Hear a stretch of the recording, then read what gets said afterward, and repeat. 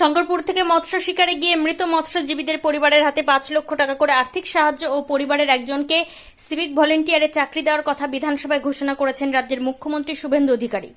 আজ রবিবার বিকেলে পূর্ব মেদিনীপুর জেলার রামনগর 1 নম্বর ব্লক অফিসে আয়োজিত এক অনুষ্ঠানে মৎস্যজীবীদের পরিবারের হাতে উপস্থিত থাকবেন মুখ্যমন্ত্রী শুভেন্দু অধিকারী। উল্লেখ্য, গত 2রা জুলাই শঙ্করপুর থেকে 15 জন মৎস্যজীবী নিয়ে গভীর সমুদ্রে মৎস্য শিকারে গেছিল জয়মাকালী নামে একটি ট্রলার। প্রাকৃতিক দুর্যোগের কবলে পড়ে নিখোঁজ হয়ে যায় ট্রলারটি। পরে বকখালি সংলগ্ন বাঘেরচরের কাছে গভীর সমুদ্রে ট্রলারটিকে উল্টানো অবস্থায় পাওয়া যায়। ট্রলার থেকে 9 জন মৎস্যজীবীর মৃতদেহ উদ্ধার হয়। এখনও নিখোঁজ রয়েছেন কয়েকজন মৎস্যজীবী। গঙ্গারামপুরবাসীর জন্য সুখবর, উন্নত চিকিৎসার এক নতুন দিগন্ত নিয়ে 29 মে থেকে শুরু হলো কোনার হেলথ কেয়ার। এখানে আপনি পাবেন 24 ঘন্টা জরুরি পরিষেবা, অভিজ্ঞ ডাক্তার, প্যাথোলজি, ফার্মেসি ও ডায়ালিসিসের মতো আধুনিক সুবিধা।